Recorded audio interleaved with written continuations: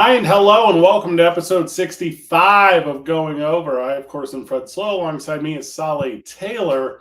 We're talking to you about the world of pro wrestling, the world of entertainment, and low-key just everything Duke City Championship Wrestling, which Saleh is now officially NWA New Mexico. It's NWA New Mexico Duke City Championship Wrestling. Welcome, my friend, to the broadcast. Hey, quick timeout. Is your mic on? Mine is, but maybe you're not getting it. Hold on. Oh, this is so funny. I'm usually not that guy. 5, 4, 3, 2.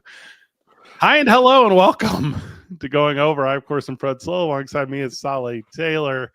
And it's episode 65 of this bad boy. Thank you for joining us. Thank you for joining us as we discuss the world of pro wrestling. Thank you for joining us as we discuss NWA New Mexico, which is Duke City Championship Wrestling. And thank you as we talk to you about current events in the world of entertainment. Saleh Taylor, welcome. I'd like to be known as my updated title and NWA wrestler, Saleh Taylor, that feels right. Duke City Championship Wrestling has now made the transition to NWA territory, which is wild. There are only 7 of those in the country. How fortunate we are to be one of they, and then all of the things that kind of go along with it. And it's not just opportunity and expectations of moving forward the NWA, but it is obligations, and it's and it's being in a different level and a different standard. So it's going to be it's going to be a lot of fun to kind of navigate this path, and how we get there is going to be just as important as when we get there. So here we are talking the world of pro wrestling. Saleh, you got a big year here. You got a big year of pro wrestling. I know you set some lofty goals this year. You are currently the most hated wrestler on the roster, but you're not at all because Samoans are so hot right now. Like, you are that dude in the world of pro wrestling, and it looks like that's going to come full circle for you this March the 20th, as you are going to have your first title shot in NWA New Mexico against Hobo Hank in Duke City Championship Wrestling. Talk a little bit, my friend, about closing out a show. Talk to me about what it was like for you when you found out that it's you versus Hobo Hank for the championship of Duke City. Well, let's start off with me as me. Shoot, Saleh. I'm honored, but I'm undeserving. But I see the task at hand, and I wanna rise to the occasion. Sure. I'm one of those guys in my position, especially with in the world of entertainment. There's a saying that goes around saying, "Failing your way up." There are times where I've found myself failing my way up. Yeah. I see the task at hand, and the way I see it, I do not want to disappoint anyone who's spending their hard-earned bucks on a product such as Duke City Championship Wrestling this March 20th on a Thursday. Yeah. At the beautiful historic El Rey Theater to add my name into the to the stories that can be told from that place. I'm honored for such. Now, for sale. Hey, before you go into for sale, about you saying that is, you said you're talking about failing. Failing forward is a real thing. I know what you're talking about. You know what I mean? Failing forward is a interesting conversation because to fail forward, you have to try, right? And I think I similarly in the world of entertainment have been fortunate to fail at more things than a lot of people have even attempted.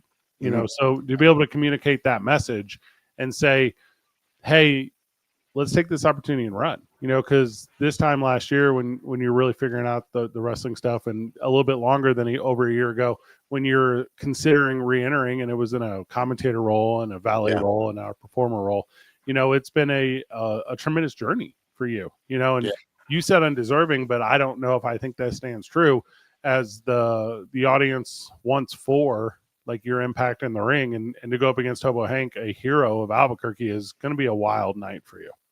I'm looking forward to it because one of the things that I have to feel is the heat.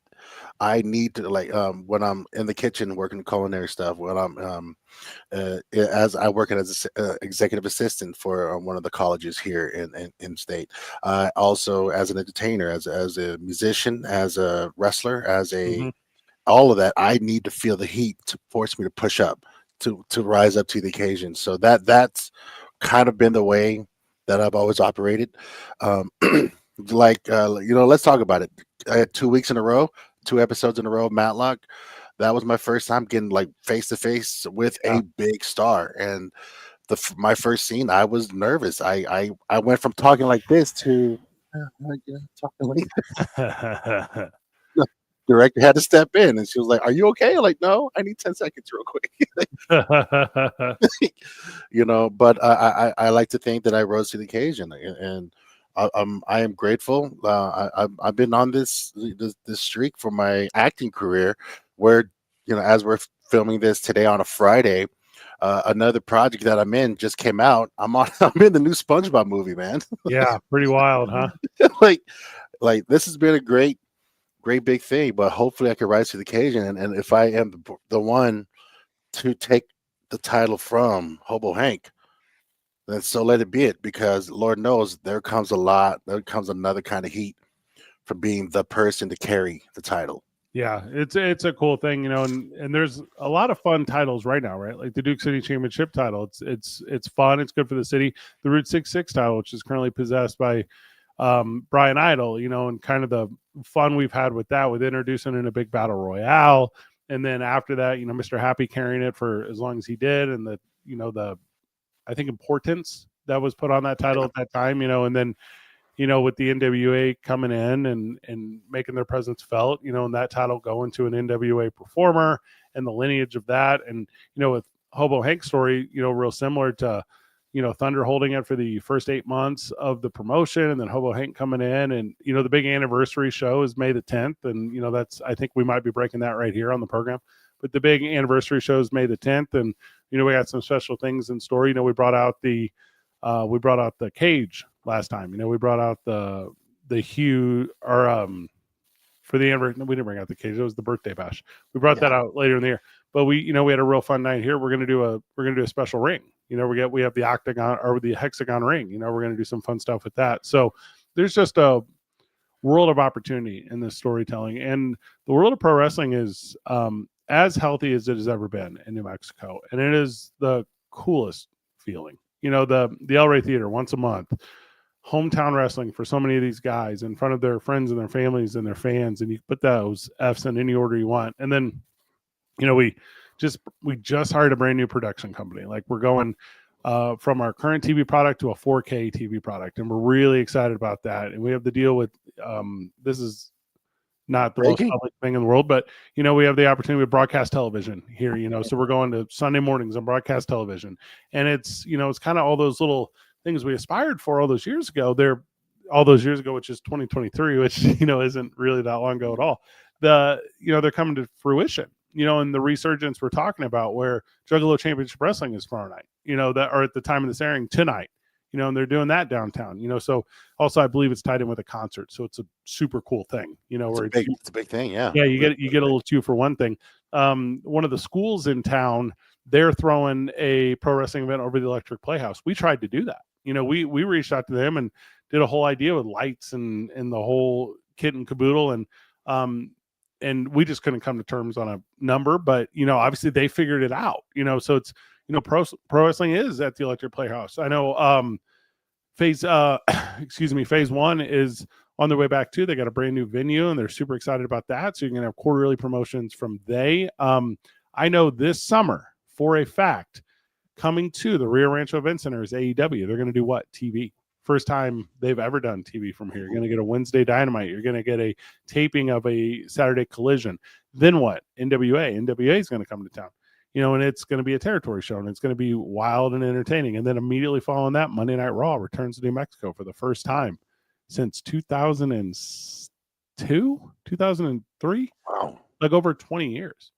And I'm not going to sit here and tell you that, Freddie Slow is the reason that these things happen, because I don't think that's true. But I'm going to tell you that, like, a lot of the effort that's given that surrounds us, which is that's legislation that we're trying to move through. We're trying to change state laws. That's the leadership group of the State Athletic Commission, which, by the way, in the time that I've been here, we've changed. There's a ton of attempts where it's now more than ever more accessible, more easily garnered.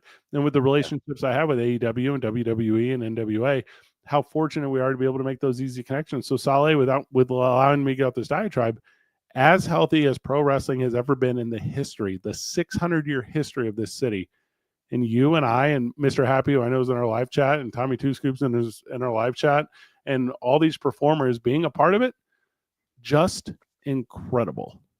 Just incredible. I've said it once and I'll say it again. It's a great time to be a wrestling fan, as it always is. But right now it's hot and it's a beautiful thing. There was something that was said once during a production meeting, and it stuck with me, and it hit my heart, man. It hit my soul. Yeah. Saying, don't let the little distractions take away from what professional wrestling could become for New Mexico. Yeah. The things that we're doing is something. This is something bigger from all of us. So I'm but a blink of an eye in the long story told for professional wrestling or combat sports in New Mexico itself. Mhm. And I'm glad and grateful and honored to be part of that as we're speaking right now. Well, and, I don't think I'm speaking out of turn, and I didn't sign anything. I don't own anything saying that I can't talk about what I'm about to talk about. But I had a meeting. Time of recording is Friday, February the 7th, or excuse me, March the 7th for airing on March the 8th. I had a conversation today with individuals in this community about a brick and mortar New Mexico Sports Hall of Fame. And the reason I'm able to be part of that conversation is because I will, and I promise to you, and I promise to the listeners of this show, that I will absolutely celebrate pro wrestling in the state of New Mexico the way it deserves to be celebrated. And I'm talking the names, you know what I mean? I'm talking the individuals that came through in the territory days, and I'm talking the individuals that held it, through the 80s, and I'm talking about the resurgence that it had in the 90s, and the existence that was DWO and DWE and all these other promotions that existed beforehand, telling those stories, because that's what this thing needs. This thing needs people to celebrate it. It needs the history of it. And does that access to fans, does that lead to like them introducing it to their kids? Does it lead to that lineage and that history and learning it all? I think it does. I think it absolutely is crucial, and if we can figure out how to make some money off of it, that'll be a better story. We're not quite there yet. But we're trying so hard. And hopefully, pro wrestling ends up becoming everyday conversation in town. And we do that by, celebrating Mike London's. We do that by celebrating, those organizations that have done it beforehand. And I don't know if that would be a feasible option, if we hadn't given it the effort we had given it, and the performers that had given it, and the guys who rip tickets, like it all matters. Like it's a crazy balance, and it's a crazy balance. And for at least one night, you're going to be at the very top of the card, and that's March the 20th against Hobo Hank at the historic El Rey Theater, the home of Duke City Championship Wrestling. Awesome. Just awesome. It's going to hurt. It's going to be beautiful. It's going to hurt. But it's going to hurt. You go. I'm on a professional streak right now, man. Like this year's been a great year so far, and I'm not even done yet. Two episodes on a network show, a quick little scene on a new SpongeBob movie. That's actually that's cherry on top. That's the childhood one for you. Yeah, man. And then also I got my another show that I'm in. Actually, you can see I got my character here. I'm in the process of filming another show, and also I have my first guest star role on another thing this year. Oh, who knows? Carrying a title feels good. I can see that, and if I'm the one to be that, I promise to be the one to earn it every day. Excited for you. Excited for where it's going to go. Excited to be a part of it. And whenever we get back, the most significant thing in pro wrestling that has ever happened last weekend. We're going to react to it. You're listening to Going Over on 95.9 FM and AM 610, the Sports Animal. Welcome back to the program. Welcome back to Going Over. I, of course, am Fred Slow. Alongside me is Saleh Taylor, and we are talking the world of pro wrestling. We are talking the world of entertainment. And, of course, we're talking about the Elimination Chamber. It was a night of big deals. It was a night of returns. It was a night of really good storytelling. It was just a very good night of pro wrestling, and I'm a fan of that. And then at the end of it, when The Rock comes out and The Rock tells Cody Rhodes, "I want your soul," and the crowd goes, "What?" and Cody Rhodes drops the F-bomb on WWE, and you think, you got me. That's the aha moment for the night. You did Nope. it. Not even close. As what has been in the making for over 20 years, 2003, I think, was the debut of John Cena. That might not be accurate, but I think that's correct. The birth of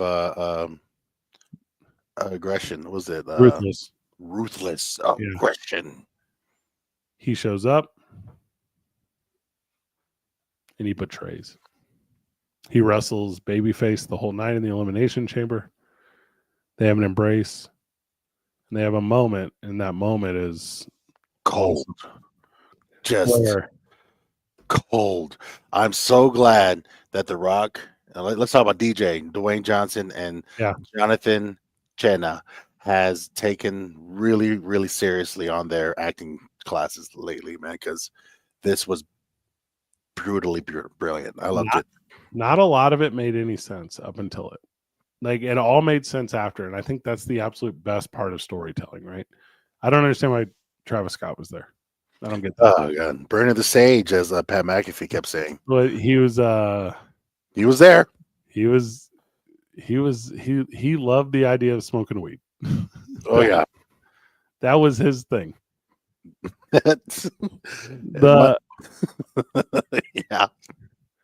The night ended in the thing that, you know, so many wrestling fans have wanted for so long.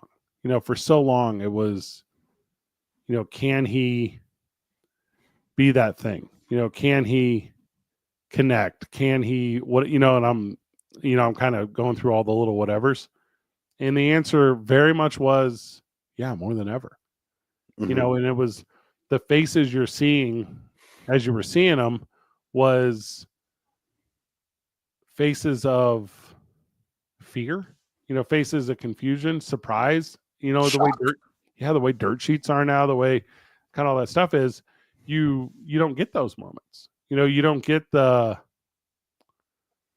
you got me moments. And you definitely did. You definitely did with John Cena turning. And kind of a little bit, it felt like, because it mirrors, you know, our current political climate, where it's this, you know, the forever good guy, John Cena. Well, the forever good guy, USA. You know, the out of nowhere heel turn, you know, evil access, this, that, the other thing. And you're like, the crowd's face is the same reaction as the crowd's face reaction at the joint address. You know, you go, this is crazy. You've been a fan for a long, long time. On a scale of 1 to 10, and tell me why, how do you rank John Cena doing the thing that no one ever thought he would do? I'd put this up there as a solid 9.5, man. Yeah. Damn near perfect. And but it's still so good. This is now officially in the conversation of Hogan turning heel, forming the NWO. This is in that moment right there. This is now in that conversation. We have another LeBron and Jordan Kobe debate on moments that's been most just important, integral to the way professional wrestling as an industry has gone. We're at a turning point. We're at a fork in the road now. Where this industry is, and there are moments like that. The NWO formation was a turning point. Was a formation. It was like a very important moment. You have the formation of D-Generation X is another, you know, turning point. Chainsaw Charlie and Mick Foley going off from the dumpster of the stage is another turning point. But this one is Shawn Michaels and Marty Jannetty. Like you. Oh gosh, go deeper. The double turn with Stone Cold and Bret Hart. That was another turning point. This is this generation's point right there on where the industry could go, and this is something that's for the young fans very traumatizing. Mhm. But we had our moments when we were kids. It's about time these kids got something that they can freak out about, because when Shawn turned on Marty, that broke a lot of hearts, you know. Yeah, there's a lot of truth in that, right? Because of that connection. And the difference in that connection, at least for me and the Rockers, or not the Rockers, was I only knew them for some years. I only knew them for a handful of years, and with John Cena, it's been super baby face, make a wish, Cena wins, LOL. It has been that thing forever. And it feels to me that since at least content, Triple H, Paul Levesque took over, you have done to me WWE, which has not been done before, which is surprise me, which is swerve me. And a really good swerve in pro wrestling is as good as any swerve in any form of entertainment ever. John Cena turning on Cody Rhodes, who, by the way, was the baby face of, the competitor of, who's the son of one of the most famous names in, who was the prodigal, banned to exile, returning to, who was, and you see where I'm going, I can keep going. Go on. Whenever Triple H, this is, allowed Cody Rhodes to be in this position. I didn't see it coming. Whenever he brought in Penta Sierra, I didn't see it. Whenever and we can keep going, and he allowed John Cena to be this swerve and create, again, the most important swerve in the history of pro wrestling, which we saw at Elimination Chamber, which is equivalent Both to... of them, by the way. Both Yeah. of them. Mm-hmm. Which is equivalent to what's in the box. It's equivalent to I see dead people. It's equivalent to the first time the dragon comes over the horizon in Game of Thrones. It's equivalent to The old man getting up from the puddle at the end of Saw. But the only movie I ever walked out of, so I didn't. Man, you lack patience, man. Yeah. But it's equivalent to all of them. Yeah. Yeah, and it's like the understanding of that is wild. The understanding that me, and I'm 40 years old, me in the consumer position that I'm currently in, like, what I want. Like, you get what I'm trying to support. Like, and you're doing it. And it's just, it's better than it's ever been. And if you say otherwise, you're wrong. If you say otherwise, you're blinded by nostalgia or anger. And now we're talking about Star Wars, but it's that thing, right? It's as good as it's ever been. Mm-hmm. And I think it's only going to get better. Like, what do we? So for the fans, for the industry, and more importantly for the production team in WWE, which is why they're the biggest company right now. We're all in the fork in the road, and with hindsight being 2020, I hope they don't go the Vince Russo route where he kept looking for the swerve. He kept looking for, some subverting expectations because he felt that it was great TV. So you gotta pick and choose those moments, not shoot for it every time, because once you do that, you start working yourself into a corner of that doesn't make sense, irrelevancy of things that just are nonsensical. So like this big swerve for both, even the ladies, when Jade Cargill coming back and just laying in on Naomi, and then us realizing, that was delivered brilliantly, brutally, and from bell to bell, man. Elimination Chamber, and from bell to bell and beyond, man. Great show. And also, we officially felt like we're like now on the road to WrestleMania. It was a bit lacking, but after last weekend, we're on it. But so I hope they don't get addicted to this feeling of, oh my gosh, we just swerved them. Let's see if we could do it again later or do it again soon. Like, no. You did a little course correction. This is a great story. Let's follow this. Let this play out. That was one of the things that Vince McMahon was good at. But sometimes to a fault, where he let things go for a bit. There's several times when things overstayed the welcome, but at least to his, what's worked for him. That it worked well when it was working sometimes, but this needs to play out. This needs to go further. We need to feel this some more. So I hope that they Mhm. let it play. Well, and there's just so many options. Like everything's on the table. Like Mhm. NWA just announced they're going to Philadelphia. Like that's a big night. You know, It's that's a a big big night, baby. big night. You know what makes it even bigger? Italian Nineheart. Like Hot times, baby. that's what I'm saying. Like you got NWA talent, WWE talent.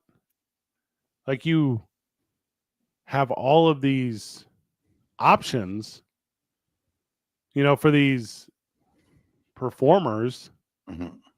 to cross and then whatever definition you want to use of lines, right? Yeah. Like literally anything can happen. Anything. And I love it. And I don't know if I personally, because of the way I absorb the product, will be able to get into a place where I am used to it. Mhm. You know, and if I do, like, ugh, you know, but I don't think I'm going to get used to what are all the possibilities. And it ends up feeling a little bit more like, you know, when I was a kid, I loved the long ball in baseball. I love the home run. I love, you know, those big flashy moments. And now I love what pitch do you throw in certain matchups with runners on. And that's Oh, how I feel like I'm enjoying pro wrestling right now. oh God, yeah. Well said. Yeah. Yep. Like, there's just a meme going around, and like, I'm glad people are sharing it, talking about professional wrestling doesn't come in one flavor, Mm-hmm. and uh, and that goes for both ways. How we approach it and how we want to deliver it lies in the type of card we're putting out. You know, with the with NWA's Crockett Cup coming up, right? There's 2300 Arena right there in Philadelphia. A lot of history there. with Natalia jumping in Mm-hmm. an NWA show. That's a beautiful sprinkle on top of a Mm-hmm. good ice cream right there.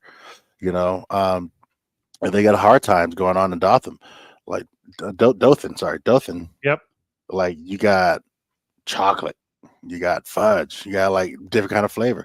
Then you got DCCW going on on the 20th in the Mm-hmm. beautiful historic Gallery Theater. You know, you're gonna have what I would like to think it's gonna be a McFlurry, baby. It's gonna be a beautiful thing. Like it's a beautiful way. That's like just spinning the wheels, man. Um, but the way we approach and the way we deliver is all on how we want to provide different services or different flavors Mm-hmm. for those around them. And Well, stuff. and, you know, we're talking at length about Elimination Chamber and John Cena and the big, you know, to do that was. And, you know, Monday Night Raw didn't have John Cena, you know, and I think that was a letdown to some fans who were really excited about it. But then NWA Power on Tuesday doesn't let you down. You know, NWA Power has 2 cage matches, and it's EC3 and Tom Latimer, and, you know, it's Natalia Markova and Tiffany Nieves, who I promise you will see in a Duke City Championship Wrestling ring. That And match was insane, by it the was way. insane. Oh my gosh. Like it was as wild as anything that's ever happened. And as you mentioned, you know, Hard Times 5 is, you know, going to Alabama, and, you know, it's going to be just as insane too. You know, we're every single day getting the best product that's ever been done. And I don't know, to me, that's a spoil. You know, I feel spoiled. I feel That's Well, the feast of famine, man. We're in the feasting phase. I'm with it. Spoil yourself, indulge yourself. yep. There's flavors for everyone, and there's something for anyone and everyone, man. Um, it's a great time to be a wrestling fan, and even a better time to be a wrestling worker. So we're involved in the shows, getting all the support for everyone is spending the hard-earned dollars coming into the shows, those local shows, those shows, those live shows. A lot of them are doing tapings, so like you won't see the episodes till later.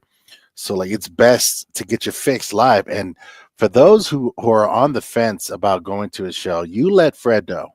Mhm. and we will arrange a time a way for you to come and experience us live. Because after that, I swear, it's you're gonna change your mind Yeah, about anything and everything.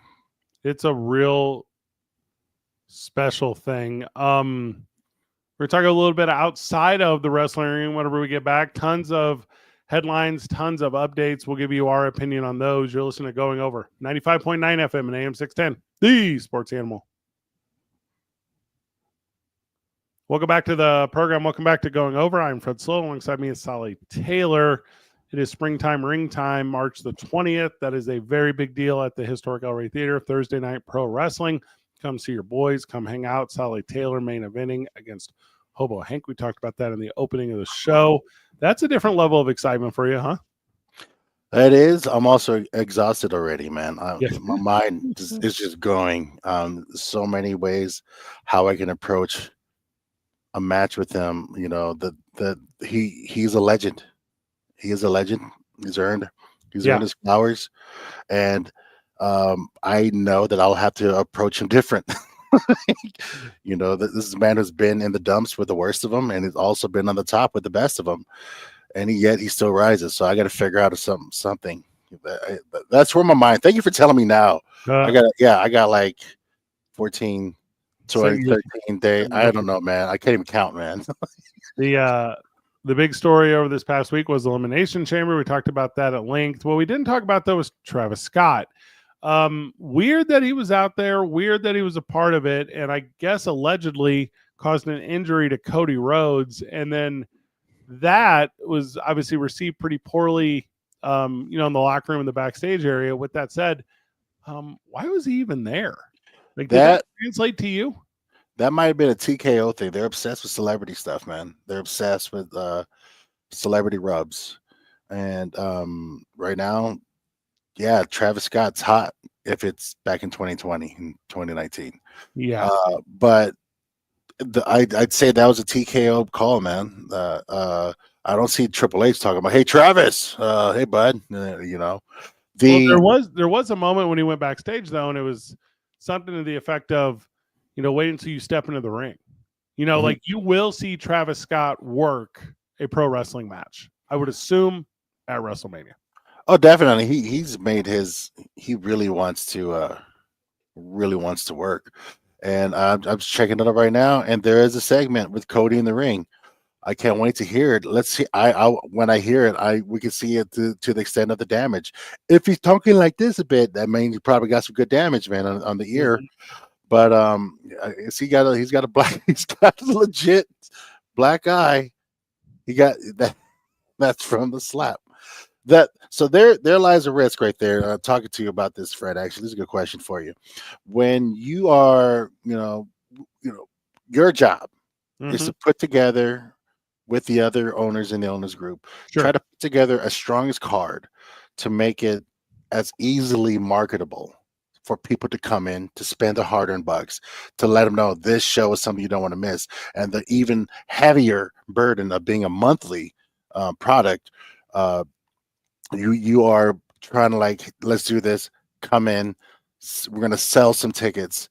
And a lot of times an opportunity may come for a bit of a celebrity rub, I guess. Yeah, we did it last month. Yes, we did. Yeah. Speaking of smacks, yeah. Chelsea Dotson joined us, obviously a power slap, and John Dotson's wife, John, famously introduced our championship belt whenever we introduced the championship belt. He had a bare knuckle fight 1 week ago. We didn't talk about it on the broadcast last week, to a draw, in the world of bare knuckle. So he's still the champion there. I'll say this about it, and I think it was proven by Cyndi Lauper, forever ago, and I think it's been proven multiple times over. Mike Tyson, I think it's been proved. Mayweather, Bad Bunny, and there've been some misses. Stephen Amell, there've been some misses, but Johnny Knoxville, I thought was a big positive to the world of pro wrestling, and I thought Drew Carey wasn't. Like it can be done incredibly well. It can be done incredibly bad.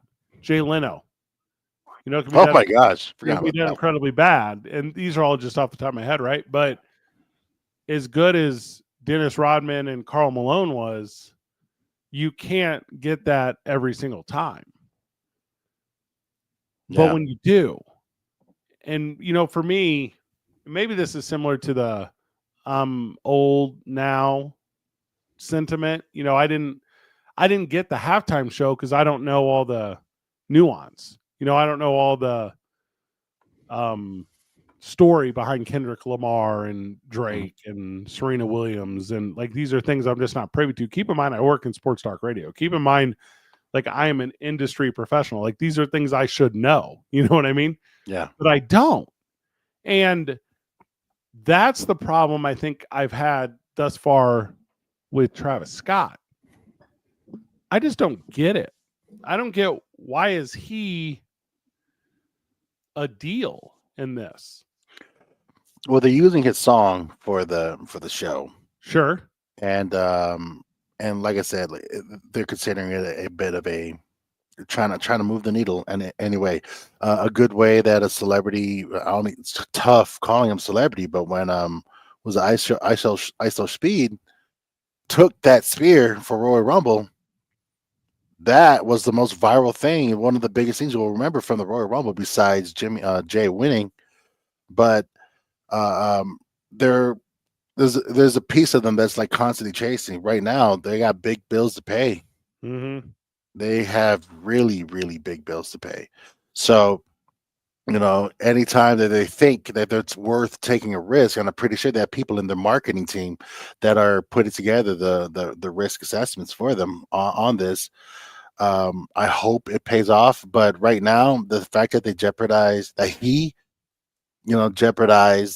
Well, I don't think he did. I think that's all part of the work. Yeah. I think everything's a work. I think Yes, you do. Yeah, I think LeBron James yelling at Stephen A. Smith is a work. I think, like, I just don't trust any of it. But I don't always get it, right? Like, the story, if you tell me John Cena steals Cody Rhodes' Rolex, I know the story of the Rolex. Like, I get it. Like, I know the story of Dusty Rhodes. I know the pawning of it. I know the, supporting what is identified as the family, but I can read between the lines. I know it's, the lifestyle and, like all of that, Triple H giving it back, all of that I get. I don't get Travis Scott. And I Google it, I look it up, I go, I don't see the tie. I get that it's a pop culture thing. I don't see the tie. You're talking about analysis, and you're talking about bringing in focus groups, and you're talking about risk. They had it with the F-bomb.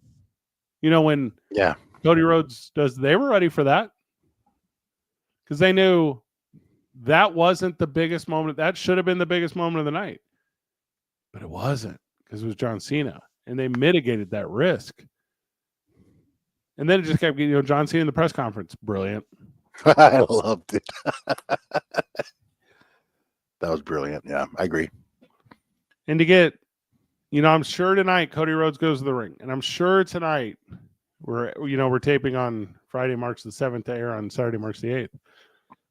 That Cody Rhodes goes to the ring, and it's just the boo birds, and it's Cena sucks, but that's a cheer for Cody Rhodes. Mm-hmm. And then whenever you end up at WrestleMania and you have the crowd dueling but not dueling, it's only support for Cody Rhodes. But when you have, let's go Cody, Cena sucks. Let's go Cody, Cena sucks. It's going to be unreal. Oh man, it's that's what they want, and that's honestly what they need. Like I said, from Royal Rumble, it was like, okay, WrestleMania is coming. Oh, we forgot Elimination Chambers coming up. After last weekend, we're like, we have WrestleMania, we have payoffs coming, and more importantly, also there was a women's title change on Monday. Like, oh yeah, just out of nowhere, and keeping us on our feet. But I would say that was a good swerve because it's making Rhea's character very relatable. Like, okay, something's up. What's going on? What's she gonna do? You making you care about it instead of her coasting to the WrestleMania. Like, oh no, she doesn't have it. What's going to go on? Maybe she's getting a vacation. I don't know, but I love that there's things happening. I call that a good swerve, a good work. but getting whatever they can, whatever they can do to manipulate the audience enough to get them to care about every match that's going to be on both nights, mind you. They're doing all that they can, all of it spinning, man. Well, it's such a huge brand now. Like Elimination Chamber in Toronto, right? Sitting right behind Michael Cole and sitting right behind Pat McAfee was Drake. Yeah, They didn't put. I mean, he was on camera because you saw him, but they didn't isolate him. They didn't give him. They didn't mention him. Yeah. It's the brand is so big. And now, like the rumor has it, and we're not the rumor has it show, but I guess Kendrick Lamar, obviously through the NFL, has been approached by Tony Khan, and the options to have Kendrick Lamar in the AEW thing, and maybe it's because of you can just tell all the stories, and you can pick and choose. You didn't utilize media's utilizing the media's. The Cena turn made national news. Yeah, should have. And like that's what they wanted. That's what they wanted. If WrestleMania isn't part of pop culture, they're not doing their job. So all the stops, man, like they're pulling all the stops, man. They're just going. And not just part of pop culture, but and it's been some years now, but they get to choose, right? Like when they chose Jersey Shore, they chose that, they wanted it. They knew it would work. Yeah. It did at the time. For that time, yeah. Yeah. And, you go back to WrestleMania 1, you go back to WrestleMania 3, and you start talking about, all the names that were associated with all of those, Muhammad Ali and Cyndi Lauper and, what's the real flamboyant guy's name? It's on the tip of my tongue. Liberace, thank you. Of course I knew. It's my guy. Yeah. But that's the deal, right? And those were good gets then. They've always had good gets, but the story goes, which again, I think everything's work. I don't know how much I believe Lou Albano sitting next to Cyndi Lauper on a plane. I don't know if I believe any of that. You want to be my dad? Yeah. I love that story. But it's a good one. It's in the lore, Yeah. And good, super good. The one we didn't cover today, which we should cover today before we wrap up today, is Lex Luger will be inducted into the WWE Hall of Fame class of 2025. That is an interesting one. I'm going to say I'm glad it's happening while he's alive. Yeah, that's a big one right there for me. Give people their flowers. Yeah. Well, you had Psycho Sid that was pleading for it months ago, talking about, maybe we should do it for me, and before I don't have too much time left. And then lo and behold, a month later after that tweet.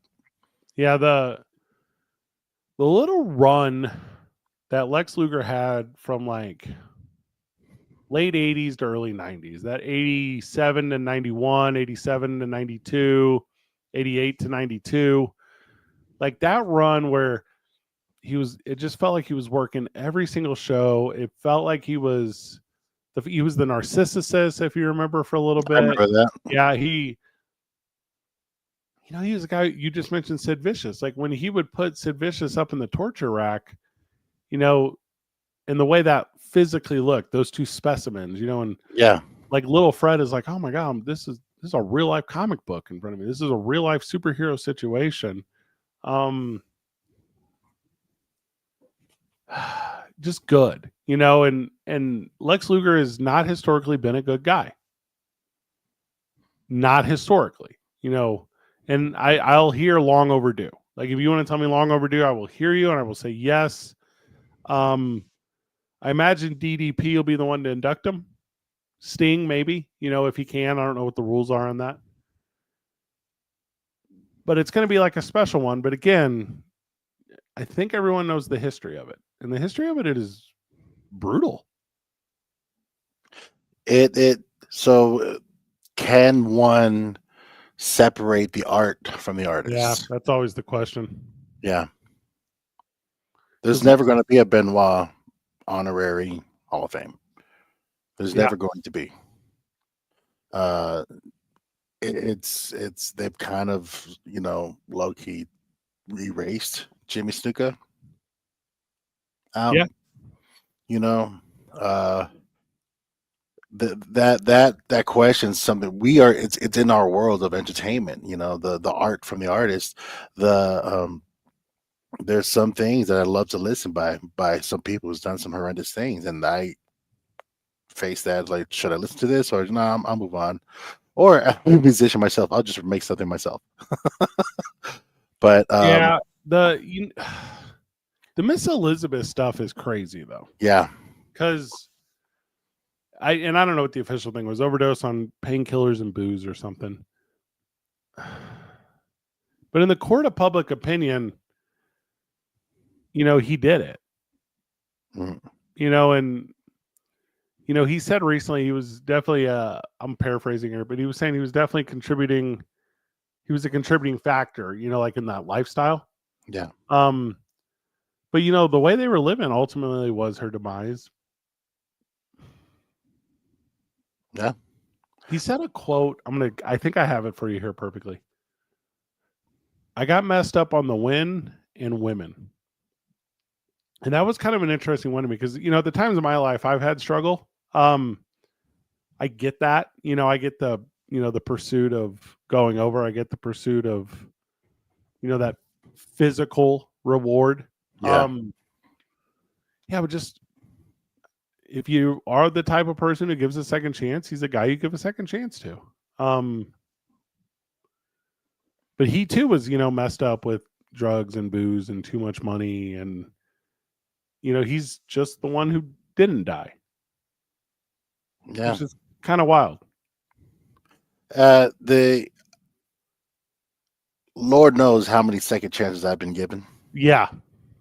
And if it not had been for grace, I would not be where I'm at.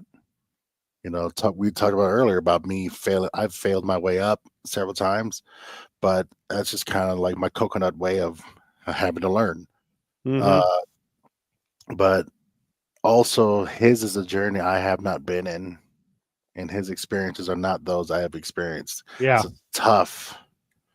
I Well, I celebrate what he's done for the industry, the things that he's done, and even his personal journey now. He is working on atoning for a lot, but also his physical journey he's doing with DDP, the work he's doing on that, and it's hitting my heart a bit, especially you met my pops. Yeah, I totally get it. It's a little bit more of a somber one than we normally go out on, but we do got to go out. So, good little program today. Good little world of pro wrestling talk. Thank you, Solly Taylor, for joining me. Give me your final words, brother. For sale, Solly Taylor versus Hobo Hank, March 30th at the beautiful historic El Rey Theater. Springtime ring time. For Solly Taylor, for myself, Fred Slow. Good job, everyone. Keep breathing.